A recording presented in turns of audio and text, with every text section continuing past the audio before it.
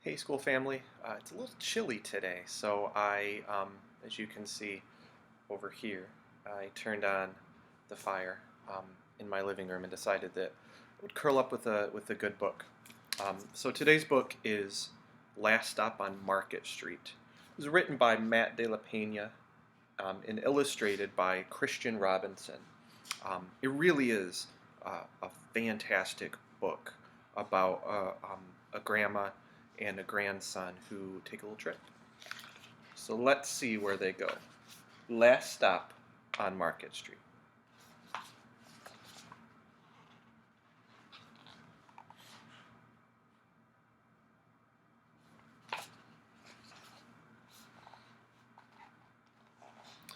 CJ pushed through the church doors, skipped down the steps. The outside air smelled like freedom, but it also smelled like rain, which freckled CJ's shirt and dripped down his nose.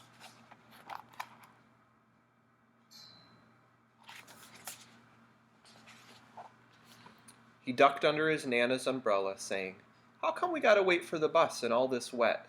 "Trees get thirsty too," his Nana told him. "Don't you see that big one drinking through a straw?" CJ looked for a long time, but never saw a straw. I wonder if Nana thought that the tree trunk looked like a giant straw, and that's how the tree was drinking.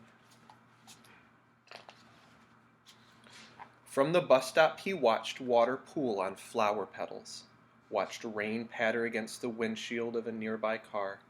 His friend Colby climbed in, gave CJ a wave, and drove off with his dad. "Nana, how come we don't got a car?"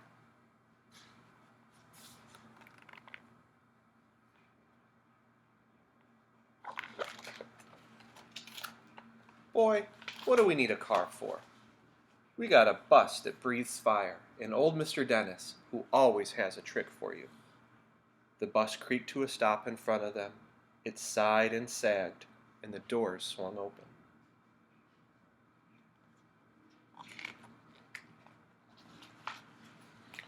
"What's that I see?" Mr. Dennis asked.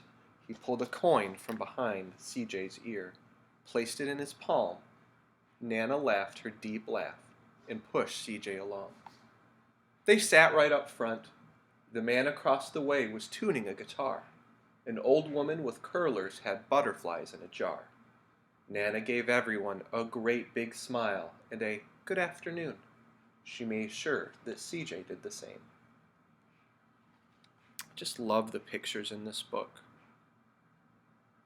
I love all the different people. Everyone looks different from each other. No one really quite looks the same. The bus lurched forward and stopped, lurched forward and stopped. Nana hummed as she knit. "How come we always gotta go here after church?" CJ said. "Miguel and Colby never have to go nowhere." "I feel sorry for those boys," she told him. "They'll never get a chance to meet Bobo or the Sunglass Man. And I hear Trixie got herself a brand new hat."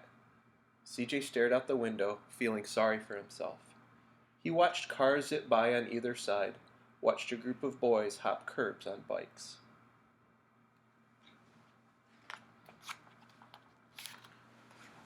A man climbed aboard with a spotted dog. CJ gave up his seat.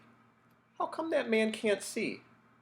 "Boy, what do you know about seeing?" Nana told him. "Some people watch the world with their ears." "That's a fact. Their noses, too," the man said, sniffing at the air. "That's a mighty fine perfume you're wearing today, ma'am." Nana squeezed the man's hand and laughed her deep laugh. Two older boys got on next. CJ watched as they moved on by and stood in back.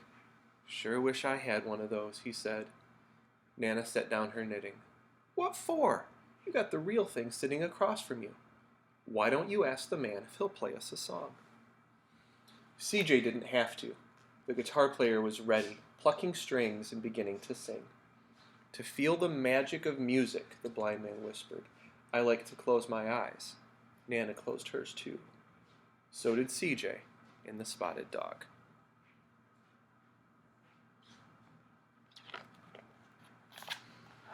And in the darkness, The rhythm lifted CJ out of the bus, out of the busy city. He saw sunlight colors swirling over crashing waves, saw a family of hawks slicing through the sky, saw the old woman's butterflies dancing free in the light of the moon. CJ's chest grew full, and he was lost in the sound, and the sound gave him the feeling of magic.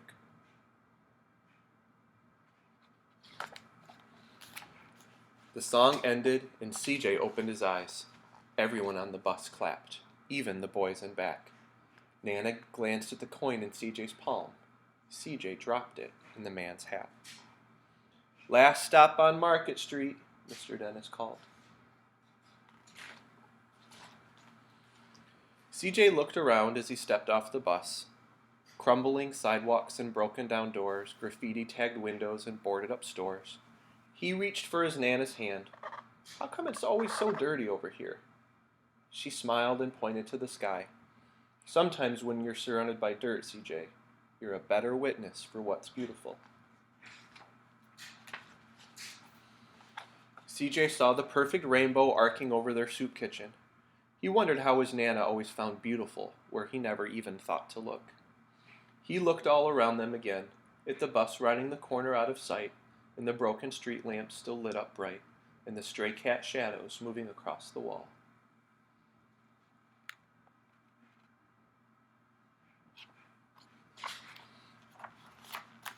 When he spotted their familiar faces in the window, he said, "I'm glad we came."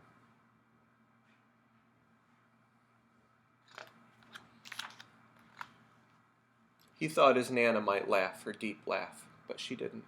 She patted him in the head and told him, me too, CJ. Now, come on."